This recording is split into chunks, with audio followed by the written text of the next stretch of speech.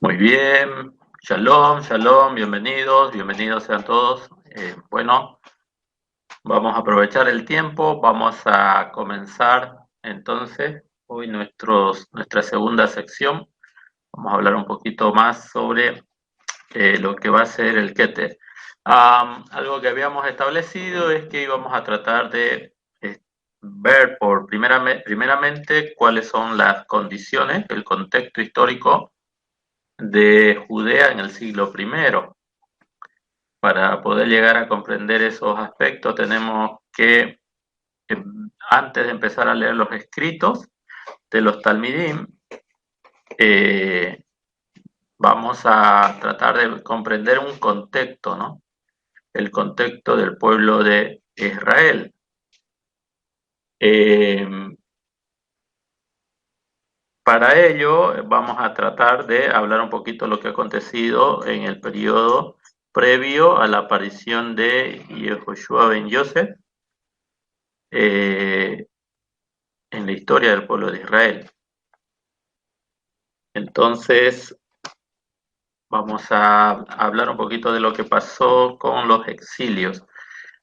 Es muy importante hablar un poco de los exilios porque, poniendo en contexto un poco todo lo que representa el asunto del Mashiach, el tema del Mashiach, eh,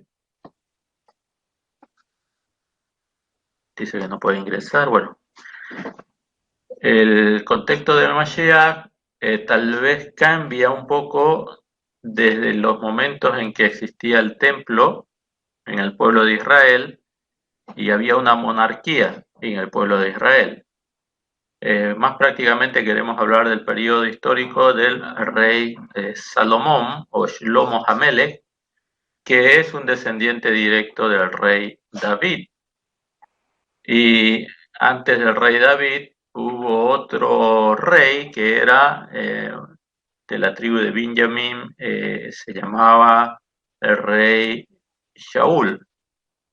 Entonces, en ese contexto, hablar de un Mesías sufriente o un Mesías invicto no tiene mucho sentido.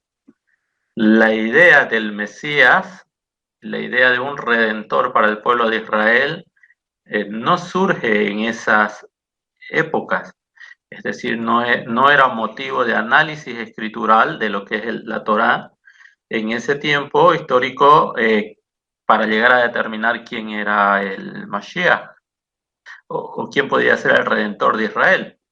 ¿Por qué no necesitan de un redentor en ese momento? Porque, bueno, como sabemos, en los días del rey Saúl, en los días, o Shaul Hamelech, o en los días de David, el rey David, inclusive en los días del rey Shlomo, estaban las 12 tribus al servicio del Eterno, es decir, la tierra de Israel estaba poblada por las 12 tribus del pueblo de Israel y evidentemente en ese momento había una monarquía, y no solo que había una monarquía, sino que también existía el sacerdocio, la Keuná, ¿no?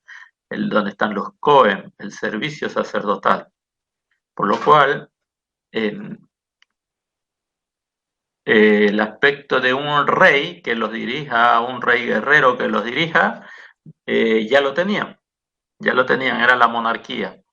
En este caso, sabemos nosotros que el rey Saúl es porque no se mantuvo fiel en obediencia a la palabra del Eterno, él es desechado, pero luego viene el rey David, y el rey David se va a mantener dentro de los límites que establece el servicio como monarca, como rey para con el Eterno, es su representante, es decir, es el reino del Eterno, pero su representante en el pueblo de Israel era el rey David. Por eso que el término reino de Hashem se aplicaba al reinado de tanto de Saúl y del rey David y del rey Salomón. Lo que nosotros vamos a leer más adelante en el Keter, cuando se habla del reino de los cielos, El reino de los cielos no es solamente que la modificación de este término, como que es el reino de Hashem. El reino de Hashem no estaba en el cielo en ese momento, evidentemente. El reino de Hashem se componía por el pueblo de Israel habitando en la tierra prometida, habitando en Israel, habitando en Eretz Israel, y tenía su representante, a su ungido, tenía su Mashiach. El Mashiach era el rey, y el Mashiach, el ungido, era el representante del Eterno. Entonces, para que entendamos bien este término, el reino de Hashem o el reino de los cielos es un sinónimo. Significa el gobierno del Eterno en su pueblo, pero lo hace a través de un ser humano que ha sido ungido para desempeñar esa función, para desempeñar ese papel o esa misión. Entonces, cuando ustedes se encuentren en el Keter más adelante, el Keter es un texto hebreo, o en las versiones de las traducciones del Keter, ya sea del griego al español, las versiones que actualmente nosotros conocemos, habitualmente en determinados momentos vamos a leer el reino de Elohim y en otro momento vamos a leer el reino de los cielos. En hebreo sería Malhut Hashem o Malhut Hashamayim, pero el reino del Eterno, es decir, Malhut Hashem, vuelvo a reiterar, es el reino de Israel con sus 12 tribus, además de la de Leví que sirve en el santuario, están unánimes, unidos, sirviendo al Eterno, o sea, es decir, desempeñando la Torá en la tierra de Eretz Israel, lo cual el reino de Hashem, vuelvo a reiterar, tenía su representante y en este caso era el rey. Primero fue Saúl, luego fue David y luego Salomón. Entonces, ese es el concepto del reino de Hashem. Después del exilio de Babel, hoy vamos a hablar un poquito de los exilios. Después del exilio de Babel, cuando están en el exilio, es decir, cuando se destruye el primer templo y son llevados cautivos como esclavos, como siervos, los ciudadanos de Jerusalén, los ciudadanos de la casa de Judá, a Babilonia, destruyendo el santuario. Estando ya en el exilio, se va a desarrollar la idea de que ellos van a entender que una de las causas por las cuales vino el exilio fue por la profanación del nombre del Eterno. Un pueblo que tenía que servir al Eterno, manifestar la pureza y la kedushá de Hashem en su comportamiento.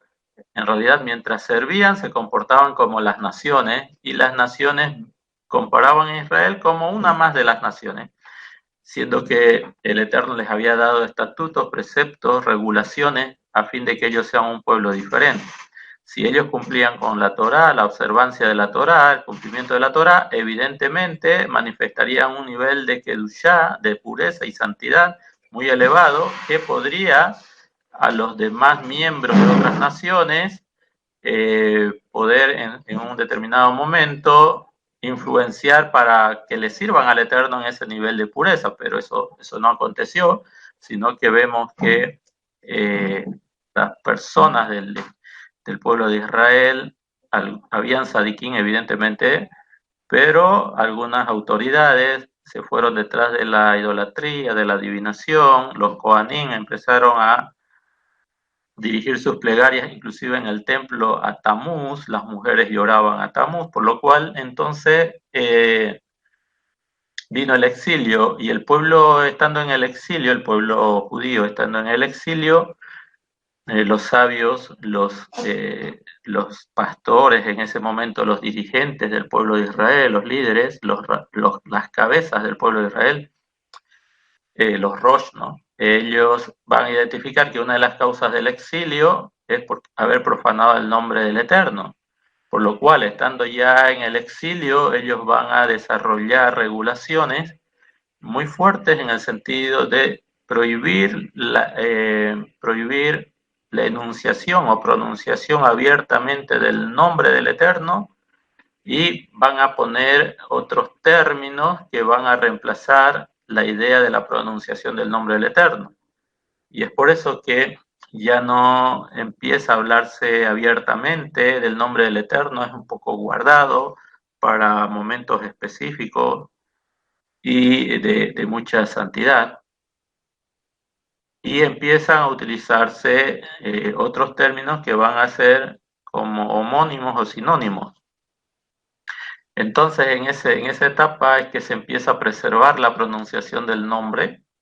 No tiene sentido utilizar el nombre fuera de Israel y no para el servicio. El sacerdocio no puede ejercerse en el exilio. No tienen el santuario, no pueden realizar korbanot, está prohibido realizar korbanot fuera del monte de Jerusalén, fuera del templo.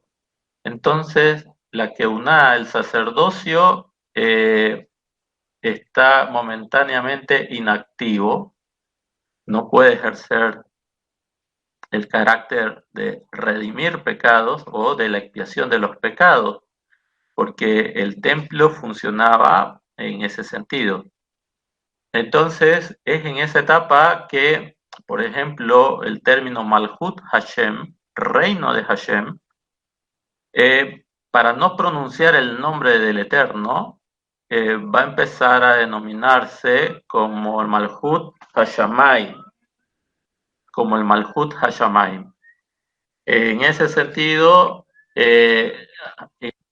dice Malhut Hashamayim, debemos entender que es un sinónimo del reino de Hashem, ¿ya? Por lo cual, cuando ustedes vean en el Keter el término el reino de los cielos, que en hebreo sería Malhut Hashamayim, entonces ustedes tienen que saber que se está hablando del mismo tema, que es Malhut Hashem. Es decir, ya no se pronuncia el nombre, sino que se reemplaza el nombre del Eterno para no profanarlo, no tenerlo en conversaciones comunes, se lo reemplaza por Malhut Hashamayim, pero es la misma idea. Es decir, que Malhut Hashamayim y Malhut Hashem es sinónimo. ¿Cuál es la diferencia? Que ahora se preserva la pronunciación del nombre para no profanarlo. Entonces, cuando alguien en español lee en las escrituras el reino de los cielos, debe quitarse de la mente, debe quitarse del entendimiento de que se está hablando de que alguien va a ir a vivir al cielo.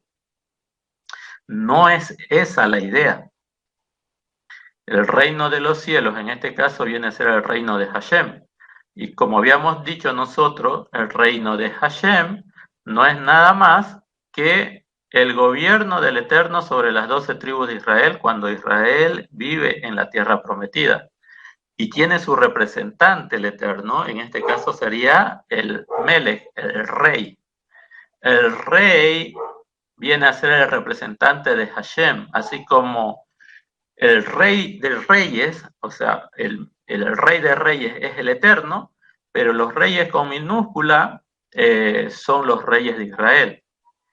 Entonces, los reyes de Israel tienen un rey, que es el rey de todo Israel, que es el Eterno, pero el pueblo de Israel tiene un rey, que es el representante del Eterno, en este caso era el rey Saúl en su momento, luego el rey David, luego el rey Salomón o Shlomo, y los que sucedieron, inclusive después de la muerte de Shlomo y en la división de las casas de Israel y la casa de Judá, siguieron habiendo reyes en Judá. Esto es lo que representa entonces el reino del Eterno. ¿Ya? No nos vayamos a confundir cuando leemos reino de los cielos, de que se está hablando de que, bueno, vamos a ir a vivir al cielo. Esa idea no es de los escritos inspirados. No es eso lo que se quiere transmitir. Lo que está escrito en el Keter en realidad representa una restauración de las 12 tribus de Israel. Cuando se habla, cuando dice el Mashiach del reino de los cielos es semejante a, y empieza a dar una enseñanza, significa que cuando se restaure las 12 tribus al servicio del Eterno, podemos volver a tener el reino de los cielos, que no es nada más y nada menos que el reino de Hashem, porque Hashem estará gobernando a su pueblo, a las 12 tribus, y tendrá su representante, evidentemente, lo que estamos esperando es esa restauración, y el rey ya no será ni David, ni Shlomo, ni Saúl, ni los que vinieron después, sino que será el Mashiach. El Mashiach se sentará en el trono de su padre, que es David, y gobernará las 12 tribus de Israel. Pero esto simplemente representa de Hashem. Eso representa el Malhut Hashem o el Malhut Hashamaim, que no es más, vuelvo a reiterar, que las 12 tribus que sirven al pueblo al Eterno,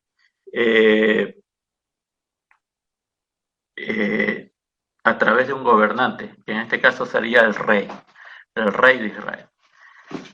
Bueno, entonces, en ese momento, estando, vamos a decir así, en esos días, cuando tenían un rey, cuando tenían un monarca, cuando tenían un ungido, la idea de hablar de un Mesías sufriente o de un ungido que sufre o de un ungido victorioso, no era el análisis, no era el tiempo del análisis de los escritos.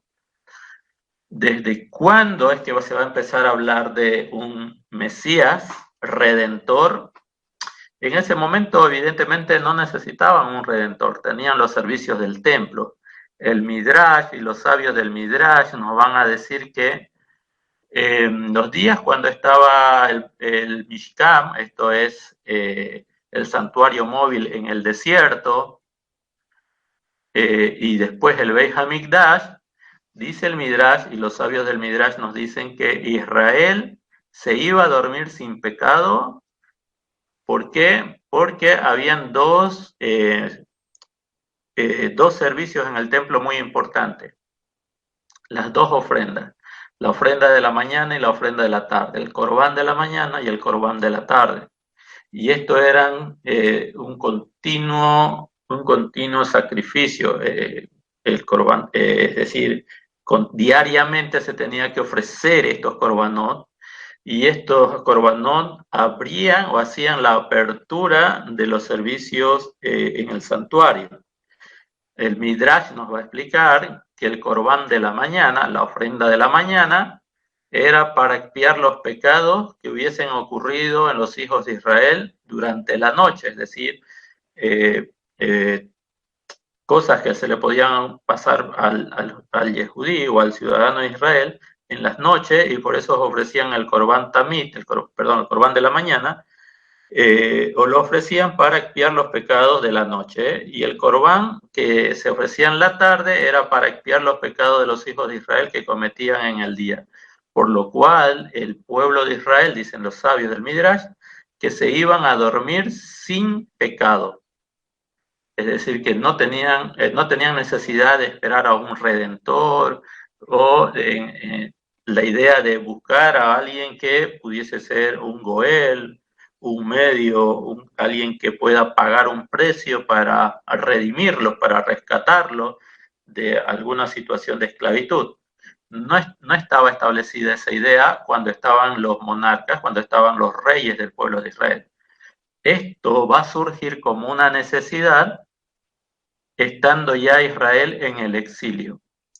De tal manera que cuando hablamos de Mashiach en las Escrituras, el Mashiach no es otra cosa que alguien que es ungido con el aceite de la unción, que era derramado sobre las cabezas de los que iban a gobernar Israel. Es decir, si sabemos nosotros que de la casa de Judá viene, por así decir, el reinado viene de la casa de Judá, y el reinado de la casa de Judá, si bien nosotros lo entendemos, aquí también quiero que entendamos cómo funciona la interpretación de la Torá, ¿ya? Cuando Moshe escribe de Jacob bendiciendo o entregando bendiciones a sus hijos. Nosotros en la actualidad nos apegamos a una interpretación muy fuerte sobre lo que se dice de Judá, ¿no? Que el cetro no se apartará de Judá. Claro, nosotros en este tiempo lo relacionamos y decimos, es que la monarquía viene de Judá. Es decir, que ya por el Ruach HaKodesh, Jacob había profetizado que los reyes solamente pueden venir de Judá. Pero cuando analizamos nosotros el texto del Tanaj, aparentemente esa no era una interpretación tan fuerte como la que nosotros hoy la concebimos. ¿Por qué decimos esto? Porque el gran siervo del Eterno, el profeta Shemuel, el profeta Samuel, la primera vez que va a ungir a una persona para ser el monarca, el rey de Israel, no es a un descendiente de Yehudá. No es un descendiente de Judá el que se va a sentar en el trono de Hashem, en el trono del reino.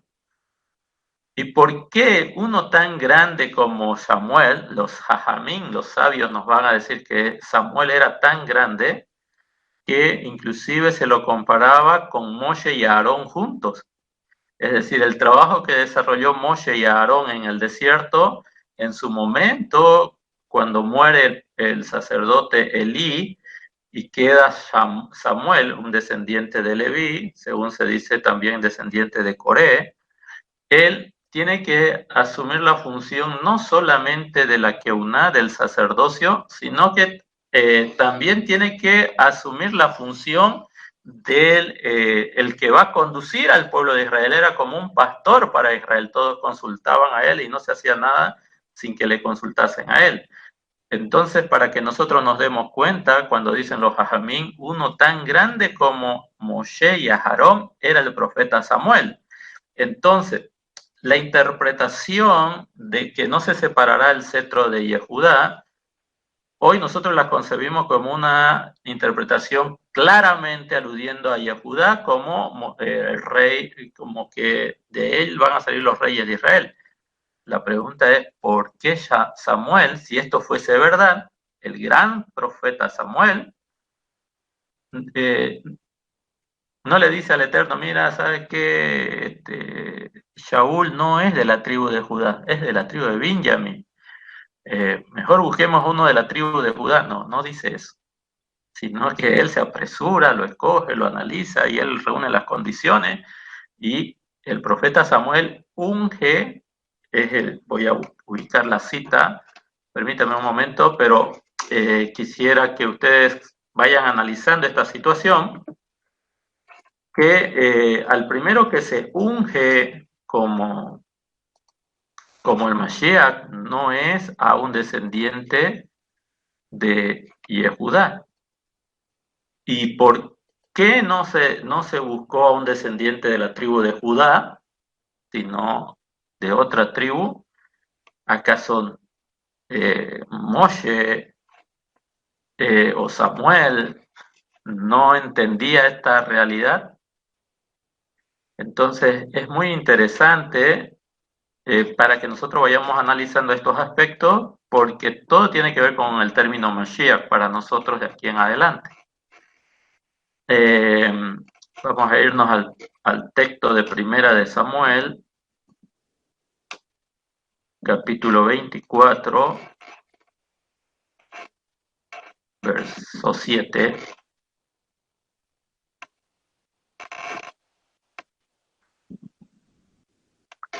Ok. Perdón, voy a proyectar, disculpen. La primera vez que vemos el término ungido sobre un rey de Israel no es sobre el rey David. Ya aquí vamos a ver el término ungido, pero en relación al rey Saúl. Esta es la primera vez que se hace referencia a un rey como ungido, si bien anteriormente ya vamos a ver que Samuel sí derrama los cuernos, el aceite de los cuernos de la consagración sobre el rey David, perdón, sobre el rey Saúl. Pero aquí el mismo rey David dice lo siguiente: y dijo a sus hombres, Adonai me libre de hacer tal cosa a mi señor, es decir, al rey Saúl, y de alzar la mano contra él, porque él es el Mashiach de Adonai. Está hablando David cuando él pudo haber matado al rey Saúl cuando él lo fue a buscar a una cueva y se durmió. Y entonces a él le van a decir que, o por lo menos que se aproveche, tome ventaja de esa situación y mate de una vez a su perseguidor. Y es la primera vez que vemos nosotros el término el ungido de Adonai, el ungido de Hashem. Es decir, que el rey Saúl era uno que fue, al cual se lo unge con el aceite de la unción para desempeñar la función como un rey. Entonces, anteriormente nosotros no vamos a encontrar este término, el Mashiach de Hashem o el Mashiach de Adonai, no lo vamos a encontrar en toda la literatura de la Torá. El término Mashiach, como nosotros lo conocemos o como nosotros lo asociamos en la actualidad, no lo encontramos. Y la primera vez que se habla de un ungido de Hashem es justamente en este pasaje. Samuel Aleph o primera de Samuel 24:7. David dice que no va a levantarse no va a alzar su mano contra el ungido de Hashem, haciendo referencia al rey Saúl. Por lo cual entonces vemos que cuando se habla en el Keter del Mashiach, esto lo tenemos que asociar muy, muy bien. Una de las premisas que debemos tener nosotros antes de estudiar el Keter, que el término Mashiach o Hamashiach está representado al rey, a alguien que va a ser ungido para desempeñar las funciones de rey sobre Israel. Va a ser, y tiene que ser un descendiente de la casa de Judá. Entonces, en ese sentido, es muy interesante, muy importante que nosotros tomemos en cuenta este contexto. Volvemos entonces antes del exilio, a hablar un poquito antes del exilio. Antes del exilio, ellos entendían el concepto de un Mashiach, ¿no? ¿Cuál es la idea del Mashiach antes del exilio? No es la de un redentor. No. Cuando el pueblo se reúne con Samuel, con el profeta Samuel, le piden un rey como las otras naciones. Entonces, el ungido no es más que, Mashiach, en este contexto del Keter, el Mashiach, en el contexto del Keter, no es más que el rey de Israel. Es decir, cuando los talmidín de Yehoshua van a referirse al Mashiach o a Yehoshua como el Mashiach, están hablando de aquel que tiene derecho a sentarse en el trono, a ser el gobernante de Israel. Esa idea no la tenemos que desconectar de nuestro entendimiento. Al hablar de Mashiach tenemos que relacionar con alguien que va a ser el rey de Israel. Muy bien. Entonces, volvemos a la idea de que antes del exilio nadie pensaba en un ungido para ser un Goel o un redentor, sino todos tenían en su mentalidad que el ungido iba a ser el rey de Israel. Estamos hablando de la monarquía. También sabemos nosotros que los sacerdotes, evidentemente los sacerdotes son ungidos, son Mashiach también. Y los Neví, los profetas, también tienen que ser ungidos. Pero en este caso, el término Mashiach y en el contexto del texto del Keter o los escritos del Keter, el Keter, que son en hebreo se pronuncia Kitvei Talmidim Rishonim, las escrituras de los primeros discípulos del Mashiach. Eso es Keter. Y bueno, muchas personas lo conocen con el nombre del Nuevo Testamento y sabemos que ese nombre no es correcto. No es que algo nuevo viene a reemplazar algo viejo, eso no es el sentido. Y Roma utiliza ese término en el Nuevo Testamento para desechar todo el pacto que hizo el Eterno con el pueblo de Israel y crear un nuevo pacto aparentemente con los seguidores de Jesús. Y Jesús no representa lo que el Keter manifiesta acerca de Yeshua. Entonces, por eso nosotros cuando nos referimos a los escritos de los Talmidim les vamos a llamar el Keter. Entonces, cuando leemos el Keter, nosotros vemos el término Mashiach o la relación al Mashiach como el rey de Israel. Esa idea ustedes no la pueden desconectar de su entendimiento. Es algo básico para poder entender el Keter. Y ya vamos aprendiendo dos términos entonces. El término Mashiach, que representa al rey de Israel, y el término el reino de los cielos, que no significa que vamos a vivir en el cielo, sino que es Israel restaurada con las 12 tribus al servicio del Eterno y con un rey en Israel que representa al Creador, que representa al rey de Israel, que representa al rey de reyes, que es Hashem.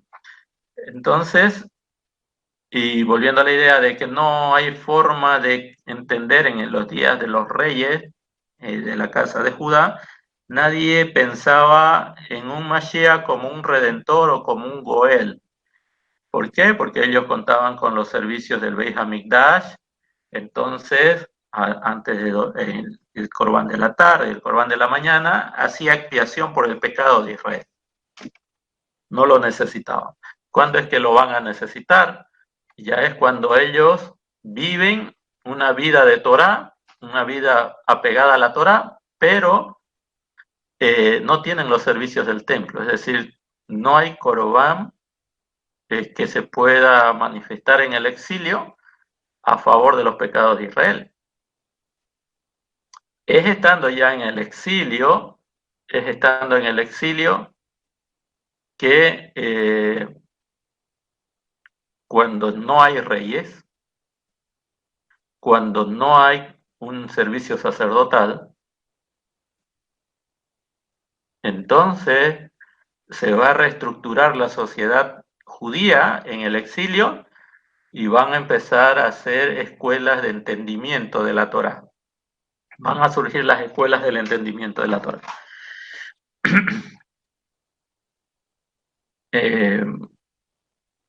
Voy a buscar en este momento, bueno, no sé si alguien tiene alguna consulta, alguna pregunta, por favor, dijimos que tienen que ir anotándose, tenían que conseguirse un cuaderno, ir anotando estas situaciones, porque cuando volvamos a estudiar el Keter o cuando continuemos estudiando el Keter el año que viene, ustedes van a ir agregando más entendimiento a lo que estamos diciendo. Hoy simplemente es nuestro primer año y en nuestro primer año todo lo que tengamos al alcance lo vamos a explicar, a enseñar, pero cada año con seguridad que el entendimiento va a ir creciendo.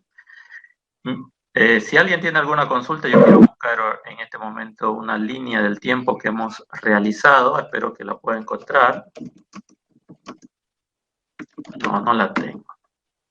Lastimosamente no la tengo. Voy a ver un ratito, disculpen. No sé si hay pregunta.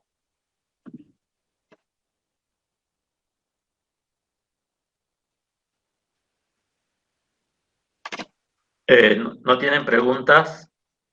¿Se está entendiendo lo que queremos decir?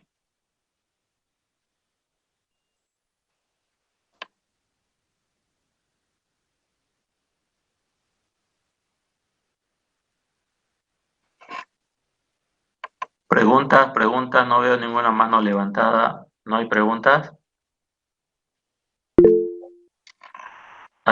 Ok, adelante, estimada hermana Claudia. El término Mashiach lo entendí, el término, me decía el otro, el término cielo, shalom a todos, perdón, buenas tardes. El término cielo, me decía el otro, que tenemos que entender. Así es, o sea, el término reino de los cielos tenemos que entenderlo. No sé si les quedó claro el término del reino de los cielos. El término del reino de los cielos es una modificación al término original, el reino de Hashem, o sea, el reino del Eterno. Eh, Volvemos a la idea de que el exilio de Babel va a traer muchas enseñanzas para la comunidad judía que está viviendo en Babilonia. Ya fueron exiliados, viven en Babilonia, y los sabios en Babilonia van a determinar que una de las causas del exilio fue la profanación del nombre del Eterno. Entonces, estando en el exilio, ellos van a determinar algunas regulaciones, entre ellas que abiertamente no se puede pronunciar el nombre del Creador, porque por no santificar el nombre del Creador ellos se encuentran en el exilio. Y si en el exilio lo siguen pronunciando y el pueblo de Israel no está a la altura de la Torá, el exilio se va a prolongar mucho más. Entonces, esa es una de las causas principales por las cuales los sabios del pueblo de Israel no van a querer utilizar el nombre del Eterno de manera común. Y esto va... No me recupero. Bueno, y esto va a desencadenar en que las alternativas que ellos van a encontrar es cambiar, por ejemplo, en este caso el término el reino de Hashem, lo van a cambiar por el reino de los cielos, porque ¿quién es el que vive en los cielos? Evidentemente es Hashem. Entonces, a partir de ese entonces ya no se dice abiertamente el reino de Hashem, es decir, el reino pronunciando el nombre del Creador, sino simplemente el reino del Malhut Hashamain, que es Hashamain es cielo, Malhut reino. Se va a decir reino de los cielos. Pero el reino de los cielos habíamos dicho que no es que es un reino que solo comprende para que las personas vayan a vivir al cielo, no. El Malhut Hashem o el Malhut Hashamain, el reino del Eterno o el reino de los cielos, es Israel gobernado por su rey y con las 12 tribus al servicio del Creador. Eso significa reino de los cielos o reino de Hashem, por lo cual es mentira, no es correcto. No es correcto pensar que una persona se salva para ir a vivir al cielo, para irse a vivir al reino de los cielos. Ese es un mal entendimiento de este concepto hebreo, sino que es simplemente si alguien va a resucitar para el mundo por venir, para vivir en el reino de los cielos, significa que va a resucitar para poder vivir en una Israel restaurada con el Mesías gobernando. En otras palabras, va a ser un reino en este mundo, no en los cielos. Entonces, esa idea de que promueve el catolicismo y promueve el cristianismo, de que a la muerte todos, cuando se salvan, se van a vivir al cielo, es un concepto pagano, griego, grecorromano, mejor dicho. Son ideas griegas, ¿ya?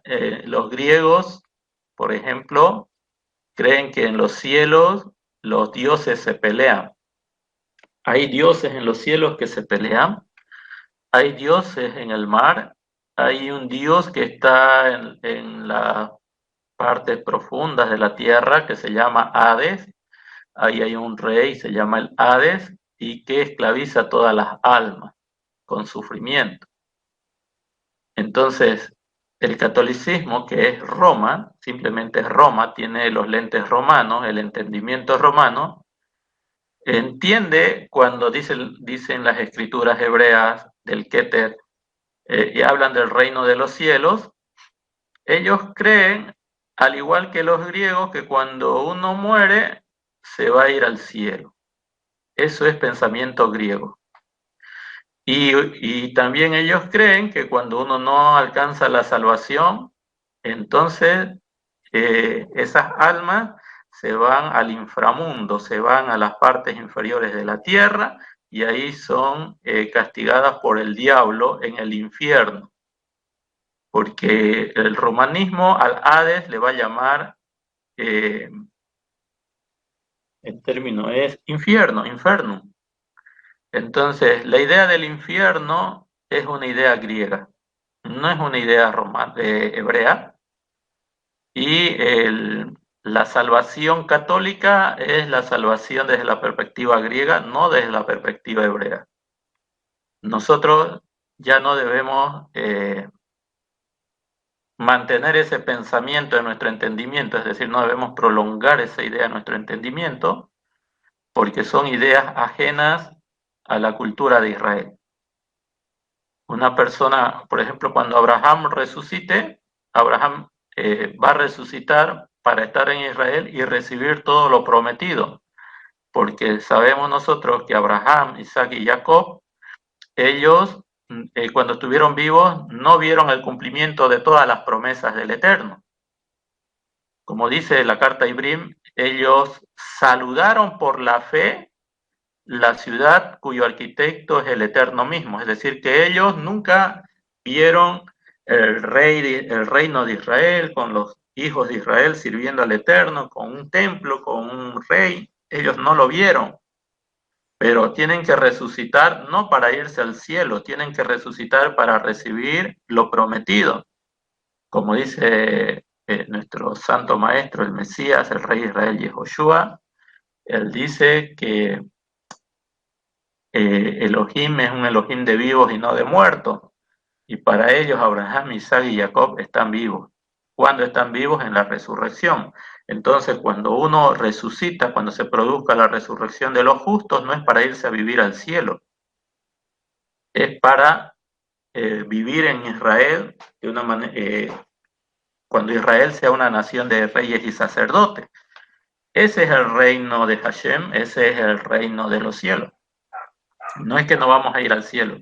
Claro, cuando ahora viene la idea, vienen los griegos y escuchan, ellos leen en el Keter, el reino de los cielos, entonces los judíos piensan igual que nosotros, hay un cielo y en los cielos hay guerra, hay dioses, se pelea el trueno, se pelea, no sé, se pelean muchos dioses ahí arriba, hay dioses femeninos, masculinos, los dioses conciben entre dioses, los dioses conciben entre dioses y seres humanos, por eso en el nacimiento del Mashiach ellos creen o piensan de que el, el, el Mashiach es producto de un ser espiritual, en este caso el Espíritu Santo, y un ser humano, en este caso Miriam. ¿Por qué? Porque esas ideas son propias de la cultura griega. Adelante, hermano Víctor, usted quería decir algo. Sí, buenas tardes, hermanos. No sé, no recuerdo en qué libro del Keter relatan, dice, hay un hombre que fue al tercer cielo, dice, ¿no? O sea, que eso no está bien traducido, hermano. Claro, es que el problema es que nosotros todo lo tomamos literal. Uy, se dijo cielo, entonces se dio un tercer cielo. Bueno, se dice en la tradición del pueblo de Israel, se dice que el Gan Eden está en el tercer cielo. O sea, en otras palabras, lo que pudo haber dicho Rab Shaul es que él estuvo recibiendo una inspiración, un mensaje muy fuerte en el Gan Eden. El Gan Eden es un estado de conciencia, es un estado de espiritualidad muy elevada, donde antes estuvieron Adán y Java. No, pero como ya se utiliza el término cielo, wow, entonces hay un tercer cielo, hay 7 cielos. Sí, evidentemente hay 7 cielos, pero ¿quién le pone los límites?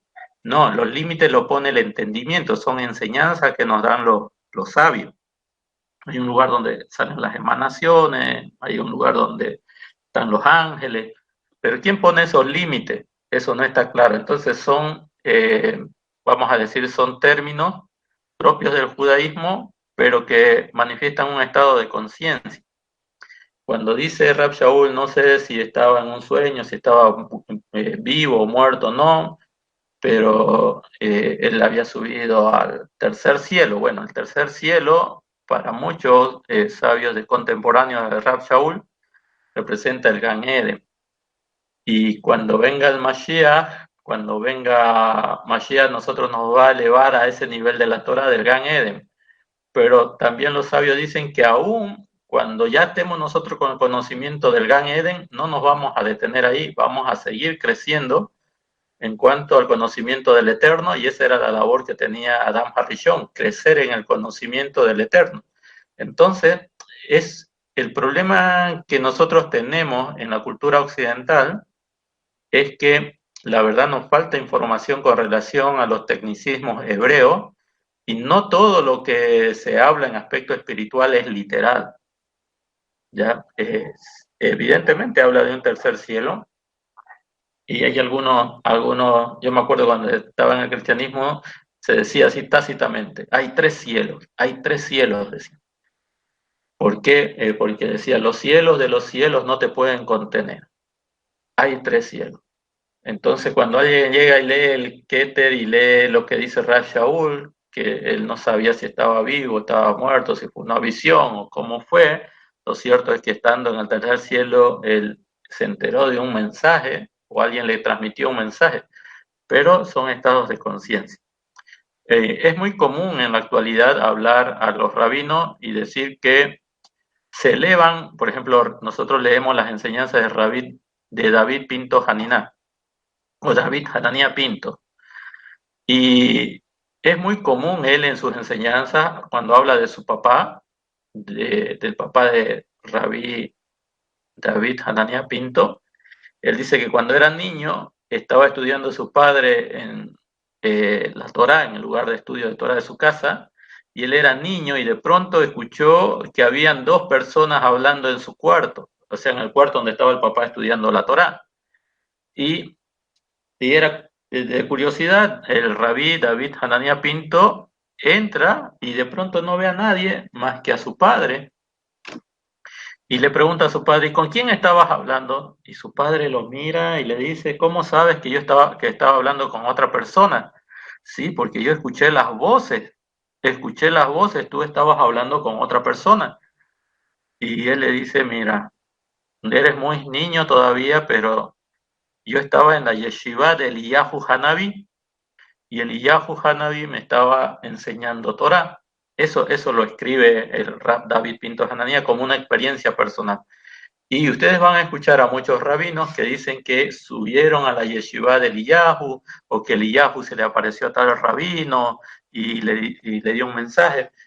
Esos son, vamos a decir, son diálogos propios de la cultura del pueblo de Israel, e inclusive esto significa que se elevaron de alguna manera para recibir un mensaje. Están en un nivel muy elevado y ellos se elevan para recibir un mensaje. Todos saben en la tradición del pueblo judío que Eliyahu tiene una yeshiva, ¿no? Y, por ejemplo, en esa yeshiva suben los sadikim y aprenden y reciben revelaciones. Pero esos son, yo no puedo utilizar bien el término, son tecnicismos hebreos para decir que estas personas estudiaron muy a profundidad los textos y entendieron un mensaje, y se atribuye esos mensajes a una revelación importante. Por eso le llaman que entraron en la yeshiva de Eliyahu, pero lo que están tratando de transmitirnos es que ellos descubrieron un mensaje muy importante, un código muy importante en las escrituras, y que lo están transmitiendo a los demás. Son tecnicismos, son estados de conciencia.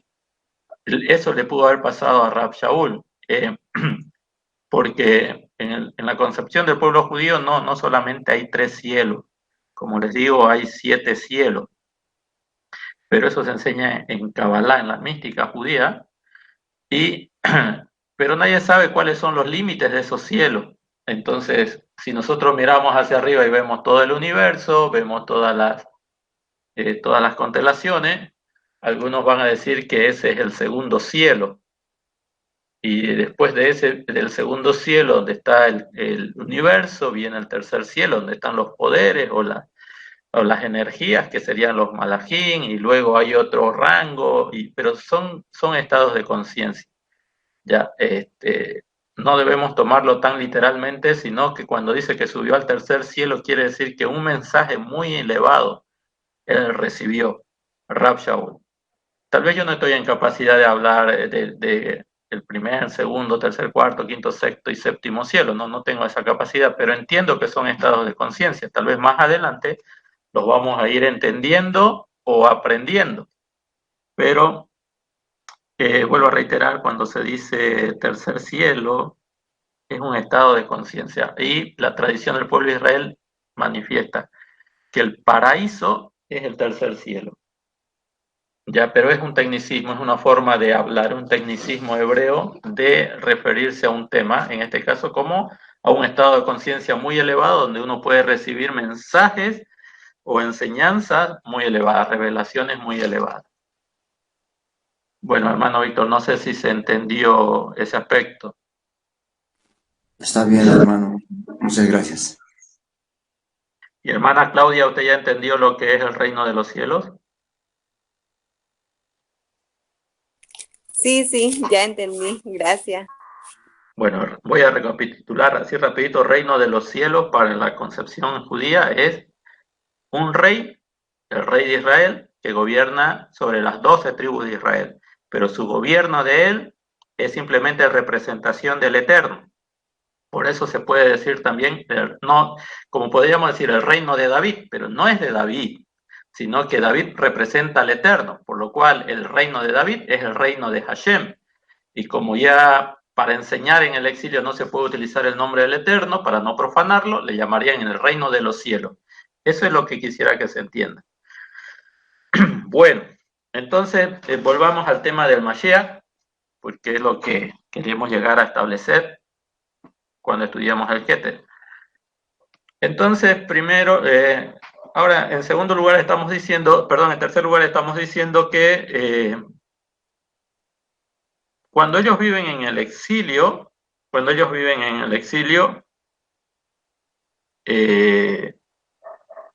cuando el pueblo de Israel, pues la casa de Judá vive en el exilio y no tienen templo y están oprimidos, están cautivos, es decir, no pueden desarrollar libremente su fe, su emuná. Es más, la Haftará va a venir, o sea, nosotros en Shabbat hacemos la lectura de la Torá y luego la lectura de la Haftará. Esto se hace en todas las sinagogas tradicionales.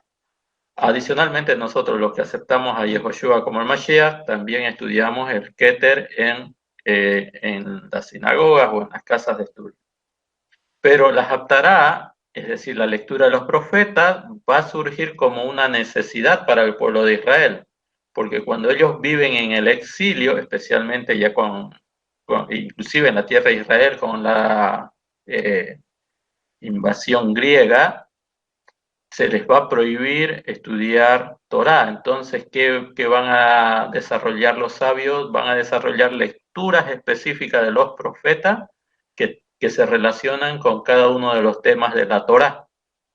Entonces, cuando estudian a los profetas, ellos sacan enseñanza de los profetas, sacan enseñanzas de Moshe, de la Torá, pero reflejada en la vivencia histórica del pueblo de Israel, porque a ellos se les había prohibido estudiar Torá, entonces tienen que valerse de otros escritos que no son el rollo de la Torá para enseñar Torá, y a esas lecturas que acompañamos nosotros en cada Shabbat a la lectura de la Torá se le llama la Haftará, la lectura de los profetas, y generalmente la lectura de los profetas tiene relación con temas de la Torá, que se estudia en cada una de las secciones de la Torá. Entonces, en ese sentido, cuando ya ellos se ven impedidos de desarrollar su emuná libremente, van a desarrollar estos mecanismos de estudio para seguir preservando las enseñanzas de la Torá al interior del pueblo de Israel. Y estando en el exilio, ahora el pueblo judío, ¿qué hace con el asunto del pecado? ¿Cómo tratan el asunto del pecado, de las transgresiones diarias, de las transgresiones del pueblo de Israel, cómo se convive con esa situación. Si, según los sabios del Midrash, cuando estaba Moshe, cuando estaban los reyes, cuando estaba el Beit Hamikdash, los korbanot de la mañana y los korbanot de la tarde servían como medio de expiación para el pueblo de Israel. Pero ahora que no hay servicio sacerdotal, no hay el santuario, ¿cómo se manifiesta aquello? ¿Cómo sucede el servicio sacerdotal? ¿Cómo se trata con el pecado de los hijos de Israel? Bueno, y ahí es donde van a tener mucho trabajo los sabios y van a empezar a desarrollar una convivencia judía en el exilio, sin templo, sin servicio en el templo, y van a desarrollar la plegaria, los servicios de los rezos, los servicios de las oraciones, y van a manifestar, lo va a decir el profeta Oseas, un profeta que es del exilio del pueblo de Judá. ¿Qué es lo que va a decir Osea? Hagan teshuvá, retornen y traigan en sus labios las confesiones de sus pecados. Lo voy a buscar en este momento el texto, ya que estamos con el Keter. El profeta Oseas. Aquí está.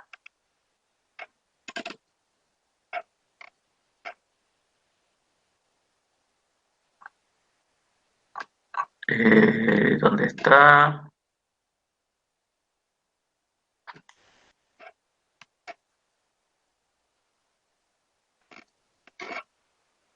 Aquí, fíjense, esta es una idea que se desarrolló post-exilio. Está hablando de la casa de Israel. Vuelve Israel a Hashem, tu Elohim, pues has tropezado por tus pecados, por tus culpas. Pero no hay templo. ¿Cómo hacen? Tomad con vosotros palabras, es decir, la plegaria, y volved a Adonai y decidle, quita la culpa y toma lo que es bueno. Y en vez de novillos, es decir, en vez de becerros, en vez de animales, porque ellos no pueden ofrecer animales, ellos no tienen el santuario, te ofreceremos nuestros labios. Voy a buscar otra traducción.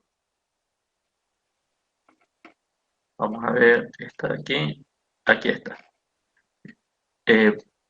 Vuelve, aquí dice, vuelve Teshuvá, ¿no? Haz Teshuvá, Israel, a Hashem tu Elohim, porque has tropezado por tus pecados. Llevad preparadas las palabras y volved a Hashem. Decidle, perdona toda nuestra iniquidad. Aquí está, perdona toda nuestra iniquidad. No hay forma de hacerlo a través de los korbanot, no hay templo.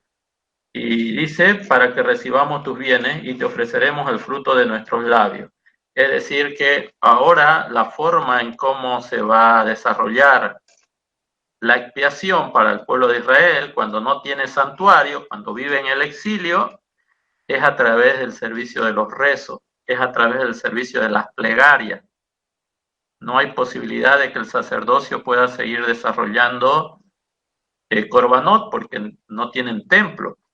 Entonces los sabios van a empezar a desarrollar esta convivencia en el exilio, manifestando de que es necesario para ellos, es muy necesario para ellos desarrollar este servicio de plegarias, y a través de este servicio de plegarias ellos puedan alcanzar expiación, perdón de sus pecados, de sus culpas. Aparte de eso, aquí vemos nosotros aquí en la otra versión, habla de iniquidad, perdona toda iniquidad, y esto ya va a empezar a relacionarse con los pecados que son de tipo, son los pecados Peshá o Abón. Esto lo vamos a ver más adelante. Y lo cual significa que se va a ir desarrollando dentro del pueblo judío, se va a ir desarrollando la idea, ¿cuál idea? Esta idea de que necesita a alguien que va a representar o va a ser un medio de expiación como un Goel. pero no a la idea del que lo entiende el cristianismo. Tenemos tiempo para hablar de esto en las próximas secciones. Vamos a llegar a especificar claramente qué significa lo que dice Isaías 53, que Él cargó con nuestras iniquidades, con nuestras transgresiones, con nuestros abonos. ¿Qué es lo que está diciendo el profeta? Lo vamos a llegar a entender, pero no como lo entiende el mundo occidental, la religión católica o cristiana. Ya si no, lo vamos a tratar de entender un poquito más como lo dicen los sabios. Tenemos tiempo para eso. Entonces, como están en el exilio y no tienen mucha libertad, ni siquiera para estudiar adecuadamente lo que representan los textos sagrados, la comunidad judía se va a ir estructurando a fin de reemplazar los sacrificios de animales por servicios de rezos. El servicio ahora va a ser, ya no va a estar dirigido específicamente por el Cohen en el templo, sino que ahora se van a buscar maestros, los sabios, quienes van a conducir a las comunidades en el exilio. Y de esto tenemos mucho para hablar. Antes de que empecemos a hablar del Mashiach, nosotros nos vamos a dar cuenta que el judaísmo, la concepción judía, no era muy uniforme en cuanto a convivencia entre ellos, porque algunos van a decir, bueno, ya no puede, inclusive cuando ya se restaura el segundo templo, algunos van a ver que el sacerdocio está corrompido. Y a pesar de que tienen el templo y inclusive un grupo, una sección de los pastores de Israel, de los líderes de Israel, especialmente de la clase sacerdotal, va a decir, no, esto está corrompido, esto no es lo que busca el Eterno, no es este el servicio que estableció el Eterno. ¿Y qué es lo que va a hacer? Entonces se van a separar. Luego van a aparecer dentro otros grupos que también se van a llamar los separados, los Perushim. Luego van a aparecer otros grupos más revolucionarios y van a también estar firmes los saduceos, los hijos de Sadoc. Pero todo esto va a ser consecuencia de una convivencia de la Torá del pueblo de Israel, primero cuando no hay santuario y después cuando hay santuario y no hay uniformidad de entendimiento, de criterio de cómo se debe servir al Creador. Cuando aparece el Mashiach va a aparecer, o Yehoshua va a aparecer bajo esas circunstancias, bajo esas condiciones. Y por eso que el Mashiach, ustedes lo van a ver, en determinados momentos va a tener personas que se oponen a su forma de enseñanza, como los saduceos, que no creen en la resurrección, y también van a aparecer algunos líderes, maestros de la Torá, que lo van a confrontar a él diciendo que, bueno, sus enseñanzas no son correctas. Y esto va a ser dentro no solamente del movimiento Perushim, fariseo, sino que también dentro de otros entendimientos que lo vamos a ir descubriendo en el texto del Keter. Pero todo esto va a surgir a consecuencia de cómo hace ahora Israel con el asunto de las transgresiones. Entonces, ahora que ellos ya no tienen rey, saben quiénes son los descendientes de Judá, saben quiénes vienen de David, pero no tienen la tierra de Israel y tampoco tienen el santuario. Ahora, ¿quién va a ser el rey en el exilio y quién va a ser el sacerdote en el exilio? No puede haber reyes en el exilio y no pueden haber reyes sacerdotes en el exilio. Entonces va a empezar a formarse en ese momento la idea de un rey que les va a devolver soberanía a los judíos para establecerse en su tierra y desarrollar nuevamente la vida de la Torá con los servicios del templo. Eso va a ser crucial. Y ahí es que nosotros ya tenemos que ver las perspectivas, cuáles son las ideas que se van a ir desarrollando y cuál va a ser la expectativa del Mesías para cuando llegue a manifestarse Yehoshua, porque el texto del Keter, los escritos del Keter tienen un propósito. quieren demostrar quién es el aspirante al Mesías o quién es el rey de Israel. Matillahu va a hacer una presentación y a ver, fíjense cómo empieza Matillahu, pero todavía no estamos llegando a ver esas cosas, simplemente a modo de ejemplo. Fíjense lo que dice aquí Matillahu capítulo 1, verso 1. Voy a poner la corona de Jerusalén, dice aquí. Libro de las generaciones de Yehoshua Hamashiach, hijo de David. Interesante. Y luego dice hijo de Abraham. Muy interesante. ¿Por qué para Matillahu es muy importante presentarlo así a Yeshua o a Yehoshua? ¿Por qué para él es importante? ¿Qué es lo que él quiere demostrar? Sí, claro, nosotros llegamos a Matillahu y leemos esto, de entrada decimos Yehoshua Hamashiach o Yeshua Hamashiach. Entonces ya no tengo que estudiar nada más. Ya sé que Yeshua es el rey de Israel. ¿Para qué voy a estudiar más? ¿No? Pero en realidad, a propósito, Matillahu hace este enunciado. Fíjense ustedes lo que quiere demostrar Matillahu con todo su libro, con todo lo que él va a escribir, con todo lo que él va a mostrar a continuación. Lo que quiere demostrar es esto, que Yehoshua es descendiente de David, por consecuencia, él es aspirante a ser el rey de Israel y por eso lo llama el Mashiach. Entonces, el objetivo de Matillahu es entender que Yehoshua viene de la tribu de Judá, no solo que viene de la tribu de Judá, sino que viene es de la familia de David. Pero hay una incongruencia, fíjense aquí, dice Yehoshua Hamashiach, hijo de David, hijo de Abraham. ¿Acaso, si decimos que Yehoshua es hijo de David, no entendemos también que es hijo de Abraham? ¿Por qué dice Yehoshua Hamashiach, hijo de David, hijo de Abraham? Sería suficiente con decir Yehoshua Hamashiach, hijo de David, y ya no decir hijo de Abraham, porque eso se sobreentiende. Pero es que dentro de todo lo que está enunciando Matillah está el propósito de su libro. Lo que Matillah va a empezar a manifestar es que Yehoshua evidentemente viene de David.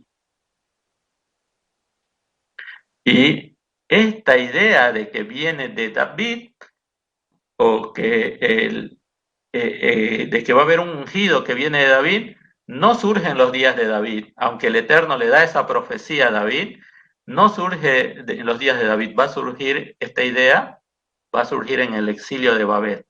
En el exilio de Babel, ellos van a, porque evidentemente, si el Eterno había escogido a David para ser monarca, para ser un rey, se supone que todos los hijos de David, que es de la tribu de Judá, David, todos los hijos de David tendrían que ser reyes. Eso es evidente. Pero en el exilio, en Babel, se va a empezar a desarrollar la idea de un rey que es descendiente de David, que va a reestructurar la convivencia de la Torá como en los días de David. Una observancia de la Torá, un apego por el estudio de la Torá, la convivencia de la Torá, y de esa manera, en los días de David, estaban las 12 tribus alegres con que David sea su rey. Entonces, de la misma manera, cuando venga el Mashiach, las tribus del pueblo de Israel, el pueblo judío, los miembros de las otras tribus también van a estar de acuerdo con que el Mashiach sea su rey. Y además lo van a reconocer como el hijo de David. Esa idea va a surgir en el exilio. Ya, o sea, la idea estaba en la Torá, el prototipo está en la Torá, está en los profetas, pero como tenían templo, ellos no veían la necesidad de un análisis profundo de los textos hasta que están en el exilio. Cuando están en el exilio van a empezar a desarrollar la idea de un descendiente de David que sea guerrero, que sea victorioso, que no pierda contra los goim, que no muera en el proceso y que expulse a toda la inferencia extranjera de la tierra de Israel, y establezca el servicio del templo y nuevamente todo Israel esté sirviendo al Creador de común consentimiento entre todas las tribus. Eso se llama el reino de Hashem, el reino de los cielos. Ese es el trabajo del Mesías. Pero esta idea se va a originar en el exilio, cuando ya hay necesidad de volver a Israel, de restablecer el reinado en Israel, de restablecer el servicio sacerdotal en Israel y de inclusive de hacer que las ovejas dispersas de la casa de Israel retornen al servicio. Esa es más o menos la idea que la vamos a ir descubriendo, sí la vamos a ir descubriendo en los días del Mashiach. Yo quería mostrarles una línea del tiempo que elaboramos para que nos situemos con los tiempos, pero no me recupera el programa, algo ha pasado. Voy a tratar de ubicarlo.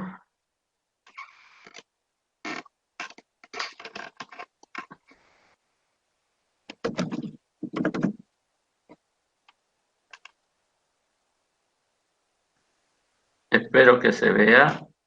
Ok, aquí está, lo recuperé. En base a esto vamos a ir desarrollando nuestras ideas. Esta fue una línea del tiempo que trabajamos en la Yeshiva. Espero que se vea. Ahí está, creo que lo están viendo. Línea del tiempo.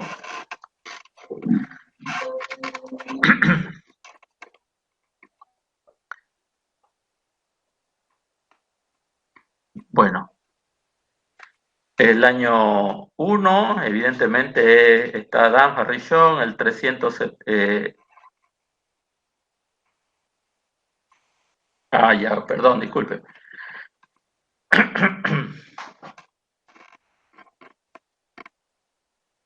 En el año 3761, antes de la era común, se habla de Adán y Java que fueron creados. Bueno, esto va avanzando, permítanme un momento a ver si puedo.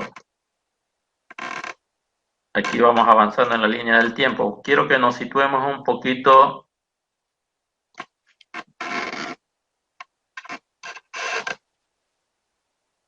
Vamos a ir situándonos un poquito al momento de la monarquía del pueblo de Israel.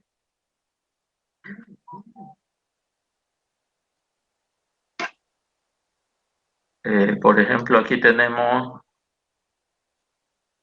el Mabul.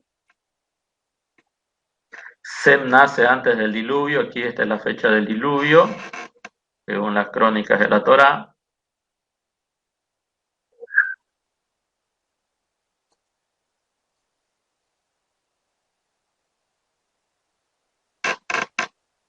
Bueno, no nos interesa mucho esto, quiero situarme en la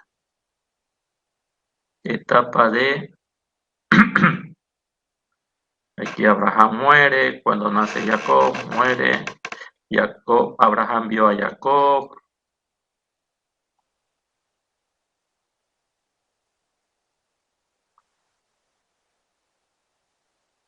Comienza la esclavitud de los egipcios sobre los hebreos.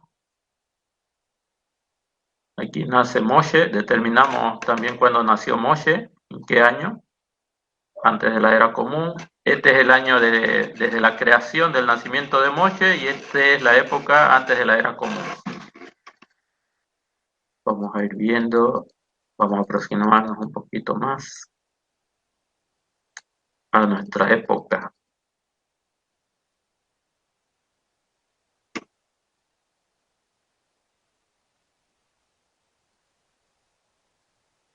Ok, aquí empieza el periodo neobabilónico, el de Caldea, y es en esta época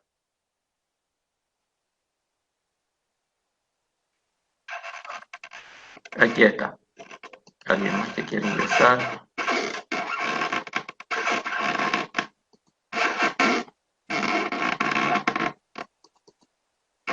No lo puedo ingresar, aquí está. Ok. Entonces quiero que se fijen, aquí tenemos, es esta la época interesante.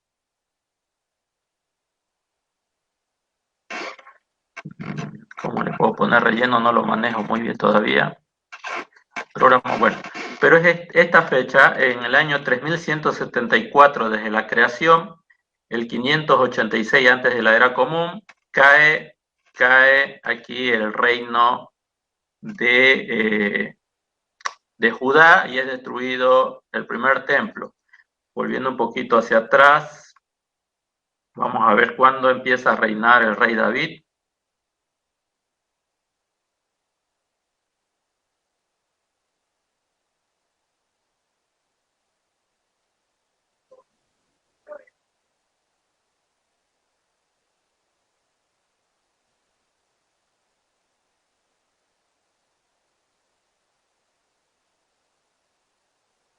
Aquí, por ejemplo, el 2791 desde la creación, del 970 al 931 duró la construcción del primer templo por el rey Salomón. Ok, aquí está. El rey David en el año 970, antes de la era común, él conquista ya Jerusalén y la hace la capital, pero él tiene una batalla de bastante tiempo conquistando la tierra prometida, expulsando a este pueblo, a los jebuseos, para tener soberanía sobre la tierra de Israel. Desde este periodo, desde el 970 aproximadamente al 586, hubo monarquía en la casa de Judá. Podemos determinar la cantidad de años, pero ahorita no es nuestro objetivo.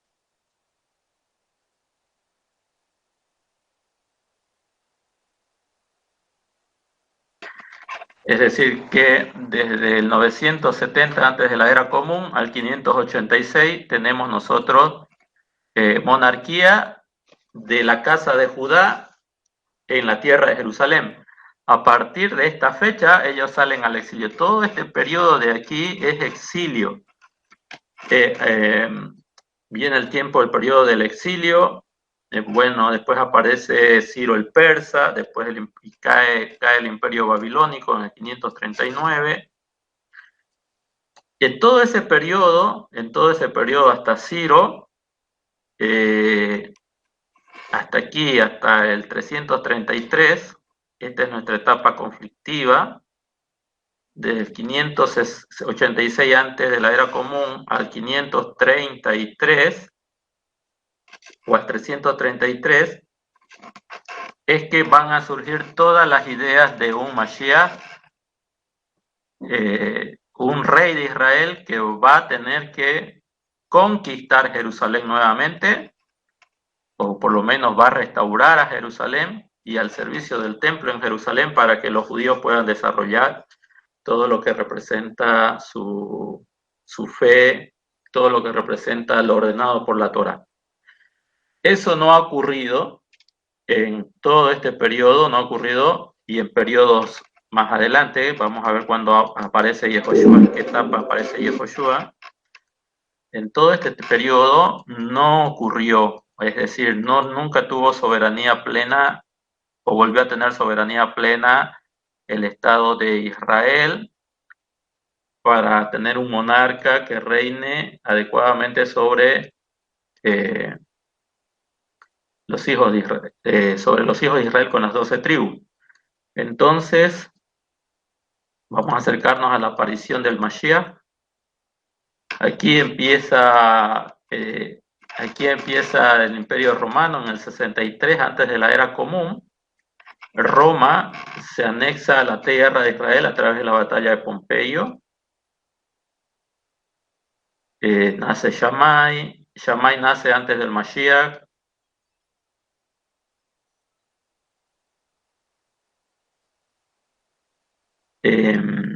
Aquí nace Flavio Josefo en el año 37 antes de la era común. Este historiador es muy importante porque es contemporáneo de muchos personajes del Keter. En el año 37 antes de la era común, Herodes captura Jerusalén y hace ejecutar a Antígono II y se casa con la princesa Hasmonea. Los hasmoneos son saduceos, los Hasmonea Mariane. Y de esa manera, aquí por ejemplo, en el año 20 antes de la era común, Herodes crea el monte del templo y no comienza a reconstruir, sino el templo ya se empezó a reconstruir en los días de Zorobabel, pero él va a empezar a realizar unas refacciones importantes al segundo templo. Bueno, la idea es, ok, en el año 4 antes de la era común nace Yohanan, el inmersor, ¿ya? Y también va a nacer en Tisri, en Aviv para la festividad de Pesach, el 14 de Aviv nace Yohanan Hamagbil, el año 4 antes de la era común.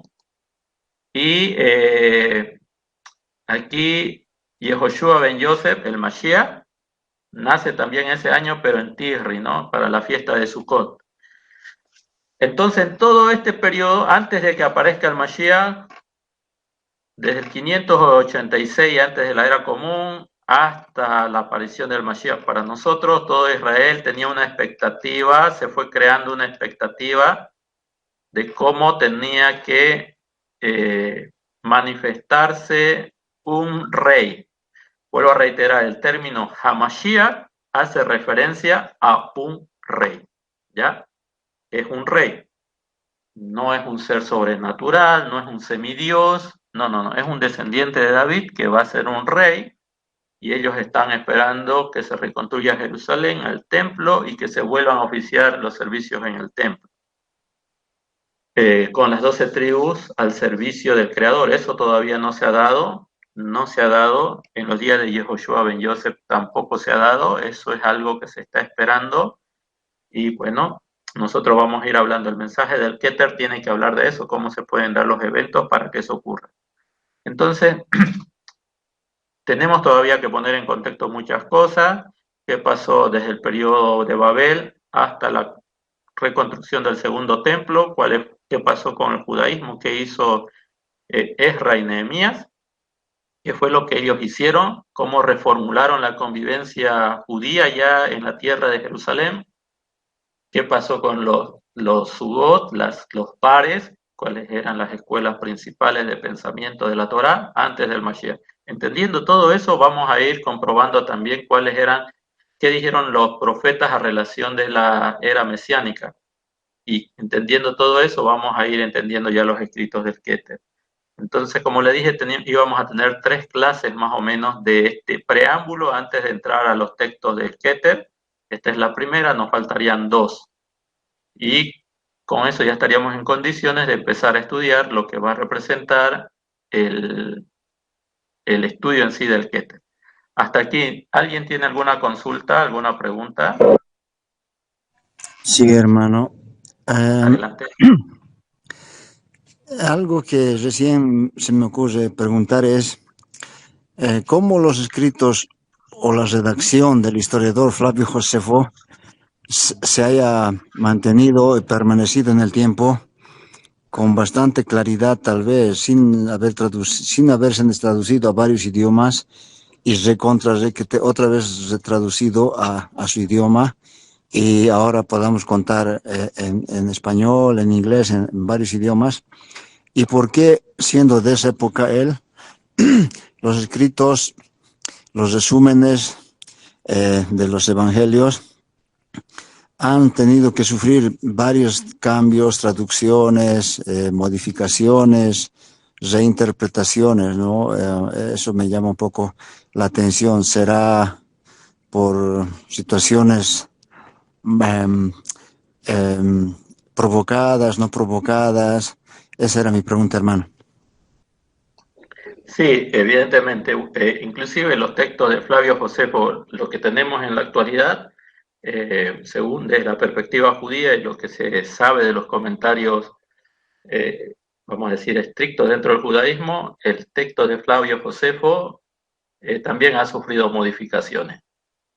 Algunos dicen que Roma ha inferido en algunos aspectos del texto que en la actualidad conocemos. Hay un texto, evidentemente, un poco más antiguo, y hay lo que hoy se difunde, lo que hoy se vende en las librerías, lo que es más popular o lo que es más difundido, el mismo judaísmo reconoce que tiene inferencia extranjera, han forzado algunas situaciones de Flavio Josefo que en relación a lo que ellos consideran la verdad no es tanto así.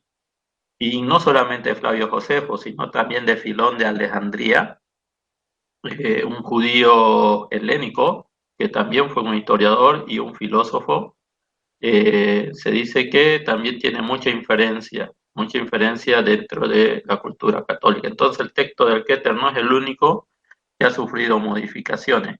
Eh, Hoy cualquier libro de Flavio Josefo, por ejemplo, La guerra de los judíos, que usted consiga el periodo específico de la destrucción del segundo templo desde la perspectiva judía, ha sido modificado, no es tan, vamos a decir, tan fiel al original, según lo que ellos ponen. Y por otra parte, lo que decíamos, el otro historiador también no tiene mucha aceptación. Las nuevas versiones, las que son comerciales en la actualidad, las de Filón, tampoco son tan fieles para ellos porque ellos conservan, según desde su perspectiva, lo que dice el texto original en relación a las versiones comerciales que se difunden y se venden en el mundo. En algunos aspectos han sido modificados, según ellos, según el pueblo judío, para justificar la existencia de Yeshua. Entonces, la verdad que entrar en esos campos es otra área, es otra área y no creo que podamos abarcarla nosotros. Pero sí en la mayoría de los casos los datos deben ser tal y como se expresan en esos libros, pero algunos datos, según los judíos, han sido modificados a conveniencia de la Iglesia Católica. Eso es evidente, ¿no? Entonces, cuando usted va y compra La guerra de los judíos en una librería, según los judíos dicen que algunos datos ya han sido cambiados, dependiendo de la conveniencia que ha tenido el cristianismo. Algunos, no todos.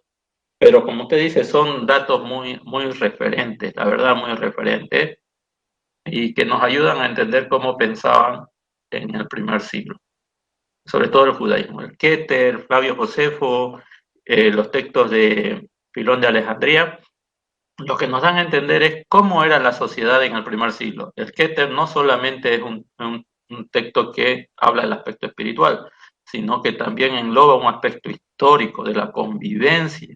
Tal vez el documento más importante que tiene el judaísmo de cómo era el judaísmo en el primer siglo está en el Keter. Así que brinda mucha información. Hay datos históricos en el Keter que son refutados. Vamos a hablar de uno de esos datos cuando ya lo estemos estudiando. La verdad no hay cómo comprobar algunos datos del Keter históricamente, pero lo vamos a ir estudiando y analizando para que nos demos cuenta, como decíamos en la anterior clase, el texto del Keter no debe ser considerado como inspirado, infalible, sino que son los esfuerzos de los talmidín del Mashiach para proporcionarnos información de por qué ellos dicen que él es el rey, el aspirante a ser el rey de Israel. Ya, eso lo tenemos que tener muy en claro. Para nosotros la fuente espiritual inspirada siempre va a ser la Torah. Los profetas y el Keter nos va a dar una continuidad de cómo aplicar la Torah. Cómo aplicar la Torah de manera adecuada con la información que tenemos en la Torah de Moshe y de los profetas. Pero algunas cosas que en la actualidad leemos del Keter en español, evidentemente ha sido inferenciado por la cultura de la Iglesia, perdón, por la Iglesia Católica. Eso también lo vamos a ir estudiando. Bueno, como les dije, bueno, yo a las 7:30 tengo otro compromiso. Si no hay más preguntas, quisiera que quedemos en esta parte con relación a lo que va a ser esta clase y continuamos el próximo domingo, 6 de la tarde. Por favor, tratemos de estar temprano, en punto, para que podamos, entre todos, desarrollar la clase. De mi parte, que el Eterno les bendiga. Shalom, shalom y bendiciones para todos. Shalom, hermanos.